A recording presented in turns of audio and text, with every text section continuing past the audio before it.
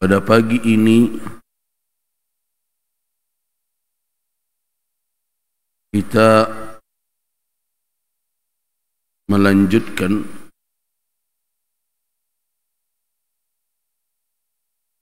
kajian tadabbur ayatil Quran yang biasa kita lakukan setiap hari Sabtu, di mana kita kembali akan memperhatikan dan memahami makna dari firman Allah Subhanahu wa taala dalam surah An-Nisa, yaitu ayat yang ke-17 dan ayat yang ke-18. Dua ayat ini memiliki hubungan yang erat dan fokus dari topik pembahasannya adalah tentang at-taubah al-maqbulah, taubat yang diterima di sisi Allah Subhanahu wa taala. Taubat yang diterima.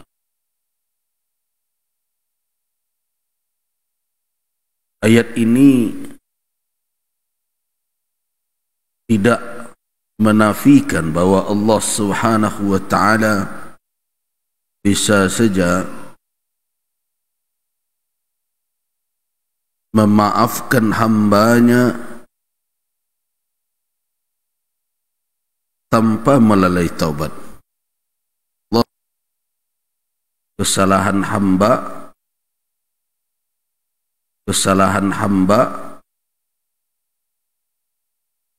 tanpa melalui taubat. Jadi jalan atau sebab yang bisa menjadi jalan bagi hamba mendapatkan kemaafan dan ampunan Allah Subhanahu wa taala bukan hanya taubat saja. Ada yang lain, di antaranya adalah amal saleh. Amal saleh.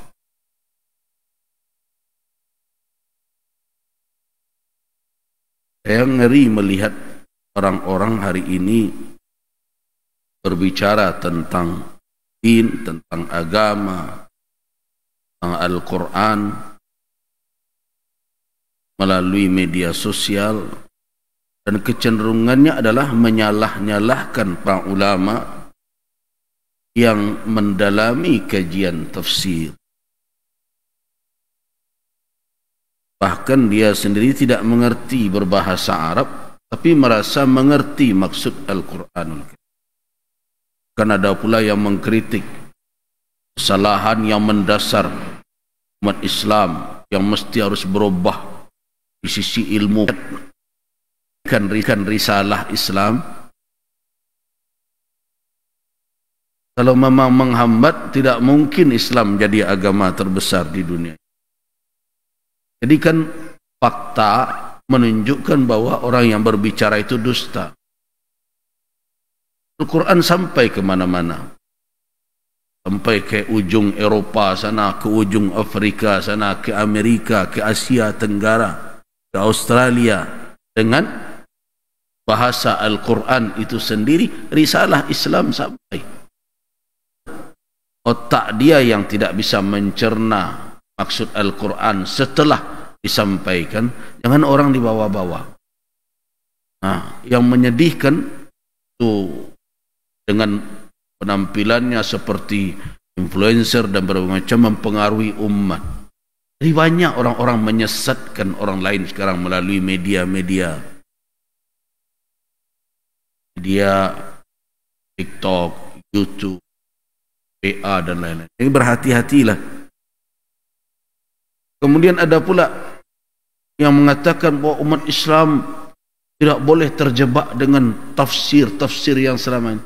Betul, tidak ada umat Islam yang terjebak dengan tafsir-tafsir. Tetapi anda yang mau melakukan penafsiran kembali, kira-kira anda tahu apa tentang Al-Quranul Karim? Anda tahu sampai di mana kedalaman bahasa Al-Quranul Karim? Jadi, jangan seenaknya saja. Hari ini kan orang merasa begitu alim. Ayo kita lakukan modernisasi. Kita lakukan moderasi. Kita lakukan peninjauan ulang kembali. Kira-kira yang berbicara itu sejauh mana wawasannya tentang sesuatu yang akan dimoderasi. So, kalau ada kita akan melakukan moderasi, tentu kita tahu mana poin-poin yang akan dimoderasi itu. Mana yang kita nilai tidak moderat itu. Apa alasannya kita mengatakan itu tidak moderat? Harus tahu itu dulu.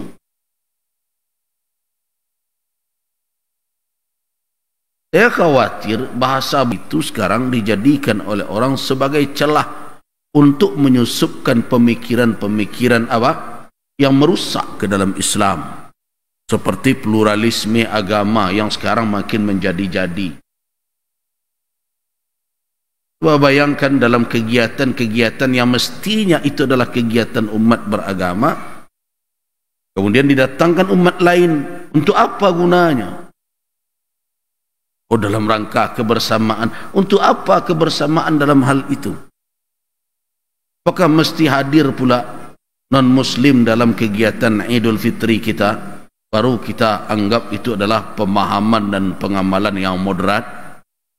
Jadi nanti di samping imam duduk pula pastor, pendeta, bante dan lain-lain. Ini kacau.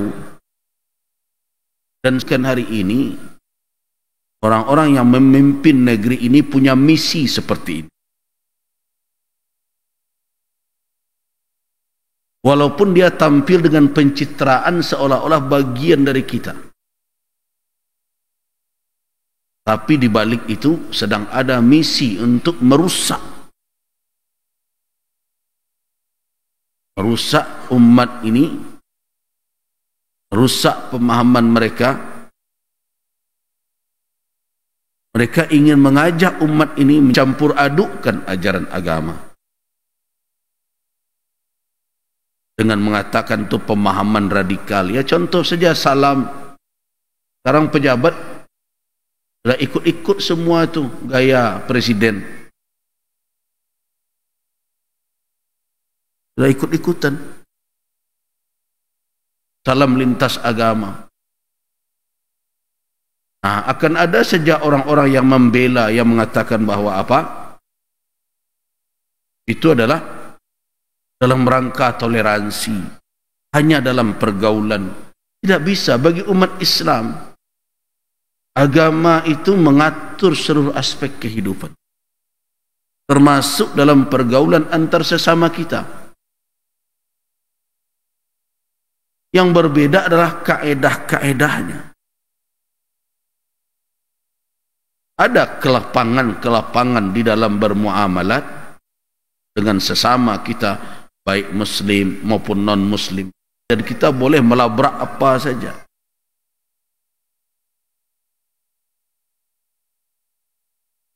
Kita sampai kapanpun umat ini selagi membaca Al-Quranul Karim, selagi kita memahami makna syahadat, tidak akan kita bergeser bahawa Muhammad Rasulullah adalah uswatun hasanah. Tidak ada yang lebih baik untuk jadikan tauladan melainkan beliau. Nah, kalau beliau tidak memandang salam hanya sebatas ucapan saja, tapi mengandung makna di dalamnya,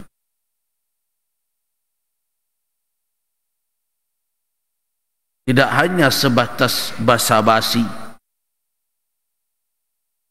karena seorang muslim tidak mudah begitu saja ucapan kata-kata, karena nanti wa ma yalfidhu min qaulin, tidak ada suatu pun yang terlafaz dalam bentuk perkataan melainkan ada pengawasan dan tentu akan ada pertanggungjawaban. Nah, ini yang mau digeser orang, mulai dari situ dahulu, kemudian akan bergeser ke yang lain. Nah, apa yang diinginkan dengan alasan persatuan kaum muslimin, assalamualaikum, kaum muslimin assalamualaikum warahmatullahi wabarakatuh, dan bagi non muslim silakan mereka ucapkan, padahal untuk menetapkan suatu sunnah itu bertentangan dengan Al-Quran. Seperti kita ambil contoh kasus nisfu Sya'ban, Allah subhanahu wa ta'ala yaghfiru, ampuni fi lailatin nisfi min Sya'ban, pada malam nisfu Sya'ban, malam nisfu Sya'ban lebih banyak dibandingkan dengan syu'ur ghanami kalbin, bandingkan dengan bulu kambing Bani Kalb.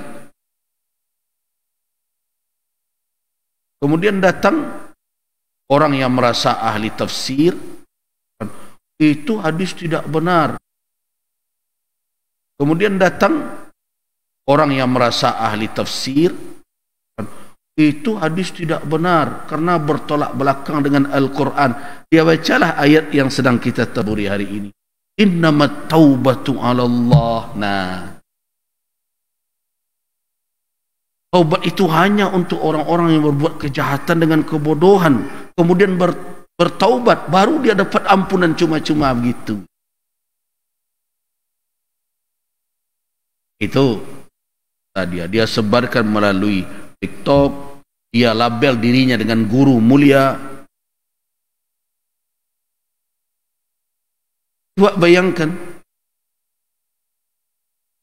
bayangkan, dia baca ayat menurut selera dia jadikan ini sebagai pembatal yang tadi.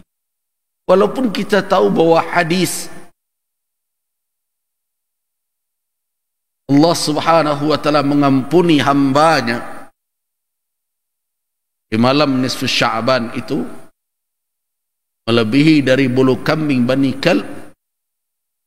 Ada persoalan pada sanad, tetapi alasan dia menolak membenturkan dengan Al-Quranul Karim itu menunjukkan ketidaktahuannya dengan sunnah dan kejahilannya dengan makna Al-Quran. Tetapi sekarang siapa yang bisa mengatur itu? Tidak ada. Penguasa negeri ini seperti memang menginginkan umat ini bingung dan kacau. Karena itu orang-orang seperti Abu Janda, seperti Adi Armando dan lain-lain dibiarkan berkuar-kuar walaupun tidak di bidang dia.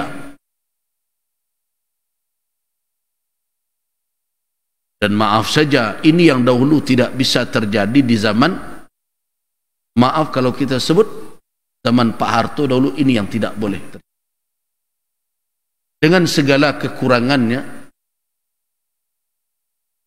dengan segala kelemahannya. Tapi coba lihat hari ini, siapa saja kita bicara tentang Islam. Nah, dari mana dia mengatakan bahwa perbuatan dosa hanya bisa dimaafkan, diampuni oleh Allah hanya melalui taubat saja dengan membaca satu ayat ini? Itu teori tafsir mana itu? Bagaimana kita akan memahami ayat-ayat lainnya? Innallaha la yaghfiru an yushraka bih. sungguhnya Allah Subhanahu wa taala tidak mengampuni kalau dipersekutukan dia dengan yang lain. Allah la yaghfiru an yushraka bih. Kemudian wa yaghfiru ma duna dzalika liman yasha.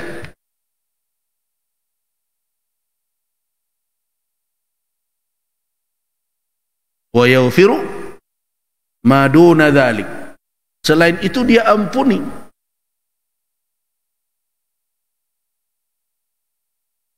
Nah, Allah Subhanahu wa taala memberikan pengampunan bagi orang yang dikehendakinya. Dan tidak ada Allah Subhanahu wa taala membatasi bahwa dia hanya memaafkan orang yang bertaubat saja. Dari mana itu kalimat tersebut? Sedangkan ayat yang kita bahas, innamat taubatu 'alal ladzina ya'maluna as-su'a, ini menjelaskan tentang mana taubat yang sahihah, mana taubat yang makbulah.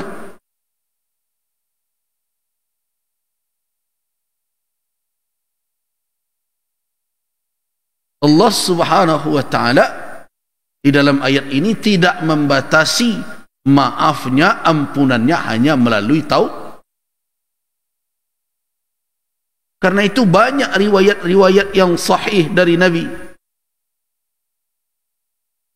bahwa amal perbuatan bisa menghapus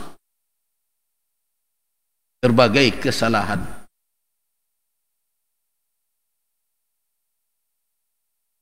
Terutama dosa-dosa yang dikategorikan bukanlah al-kabair, dan dosa besar. Nah, kemana kita akan tempatkan firman Allah Subhanahu wa taala, man shama ramadhana imanan wa ihtisaban ghufira lahu ma taqaddama min dhanbi. Tidak ada taubat di situ. Kemana kita akan tempatkan man qama ramadhana? Jadi siam dan qiyam menjadi sebab Allah Subhanahu wa taala memberikan maghfirah. Jadi bukan taubat saja yang perlu diingat itu. Makanya Nabi sallallahu alaihi wasallam menunjukkan berbagai keutamaan ibadah. Apa misalnya? Saum Yaum Arafah misalnya. Puasa hari Arafah diharapkan oleh Nabi sallallahu alaihi wasallam ayyukaffira, bisa menghapuskan dosa. Itu juga saum Asyura.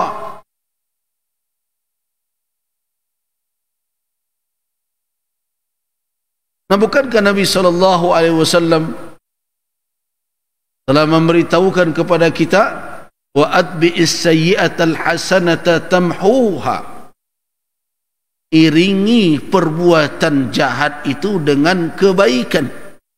Kebaikan itu tamhu, akan menghapus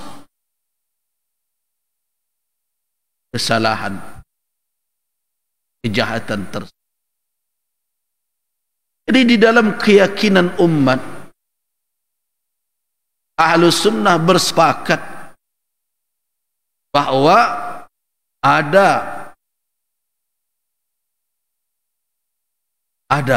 selain taubat yang menjadi penyebab datangnya ampunan dan kemaafan dari Allah Subhanahu wa taala. Nah, terjadilah perdebatan pada al-kabair, pada dosa besar. Pada dosa. Nah, di sini muncullah mazhab dan aliran di dalam ilmu kalam. Kelompok Mu'tazilah mengatakan bahwa seluruh orang yang berdosa besar itu dalam neraka. Nah, banyak hari ini mereka yang menganut faham itu tetapi tidak berani ngomong terang-terangan.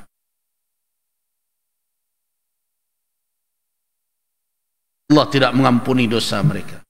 Padahal di dalam keyakinan kita, apapun dosa, Allah mungkin untuk mengampuninya kecuali satu, yaitu apa? Syirik. Syirik mungkinkah diampuni? Mungkin kalau taubat kepada Allah Subhanahu wa taala. Jadi satu dosa yang bersangkut dengan taubat baru mendapatkan maghfirah. Apa itu? Asyirku. Bagi yang lain selain syirik, bisakah Allah tajawaz, melampaui dosa hambanya? Bisa. Bagi siapa saja yang dikehendaki. Tapi tentu bagi hamba, ia tidak bersandar hanya dengan itu selagi ada kesempatan untuk meminta ampun kepadanya.